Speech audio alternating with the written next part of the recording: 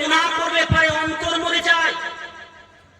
নবী মুহাম্মদ রাসূলুল্লাহ সাল্লাল্লাহু আলাইহি ওয়াসাল্লাম তিনি বলেন, আল্লাহ রাসূল সাল্লাল্লাহু আলাইহি ওয়াসাল্লাম তিনি বলছেন, ইন্নাল মুমিনা ইযা আযনাবা কানা নুকতাতান সাওদা ফি কলবি। রাসূল সাল্লাল্লাহু আলাইহি ওয়াসাল্লাম তিনি বলছেন, যখন কোন মুমিন বান্দা পাপ করে, গুনাহ করে, তার অন্তরের মধ্যে একটা কালো দাগ পড়ে যায়, একটা ধব্বা পড়ে যায়। ফাইন তাবা ওয়া নাযা ওয়াস্তাগফারা সুকিলা কলবু। যখন ওই বান্দা, মুমিন বান্দা, ঈমানদার বান্দা, আল্লাহ সুবহানাহু ওয়া তাআলার প্রিয় বান্দা যখন তওবা করে, ইস্তিগফার করে, আল্লাহ রাসূল সাল্লাল্লাহু আলাইহি ওয়াসাল্লাম তিনি বলেন, আল্লাহ পাক রব্বুল আলামিন তার অন্তর থেকে গুনাহটাকে পরিষ্কার করে দেন।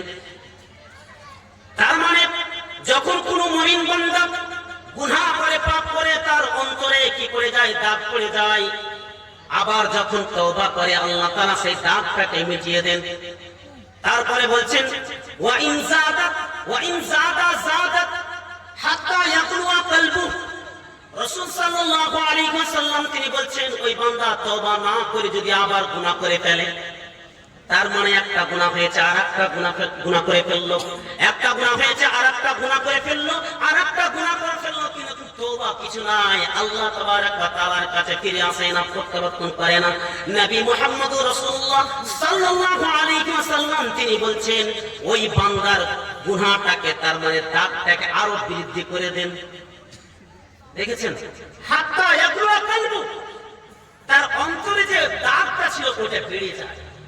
মানুষ যখন পাপ করে, তার মানে ধরেন আপনি জিনা করলেন, তওবা করলেন না, আবার জিনা করে ফেললেন, আবার তওবা করলেন না, আবার মদ পান করলেন, সিগারেট খাচ্ছেন, বিড়ি খাচ্ছেন, গুল লাগাচ্ছেন, আর কত কি করছেন। নামাজ যখন পড়তে যাচ্ছেন, কোন শান্তি আসছে না। কেন? অন্তরে তো কালো দাগ পড়ে গেছে। আরে গুল মানে কিছুই না, সিগারেট কিছুই না। এটা অনেক আবার কমপ্লেন জানিয়েছে, মৌলানা সাহেব সিগারেট না খেলে পায়খানা হয় না, আল্লাহর কসম। গুল না দিলে পারে পায়খানা হয় না। খাবার ছেড়ে দেবো, কিন্তু গুল ছাড়তে পারছি না।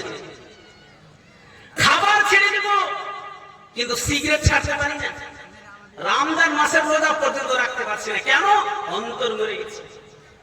এই গুনাহটাকে গুনাহই মনে করে না, কিছুই মনে হয় না।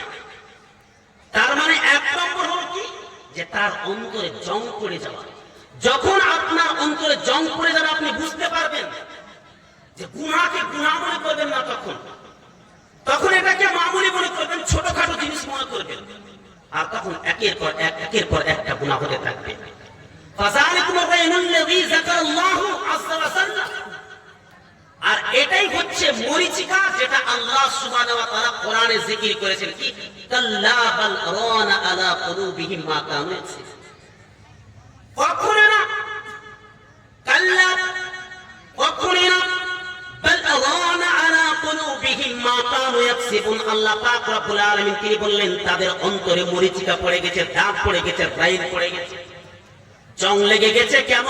ওই কর্মের ফলে, যে সমস্ত কাজ তারা করেছিল, ওই কর্মের ফলে আল্লাহ পাক রব্বুল আলামিন তাদের অন্তরে জং লাগিয়ে দিয়েছেন। তার মানে যে গুনাহটা আপনি করেছেন, ওই গুনাহর কারণে কি হয়েছে? আপনার অন্তরে দাগ পড়ে গিয়েছে।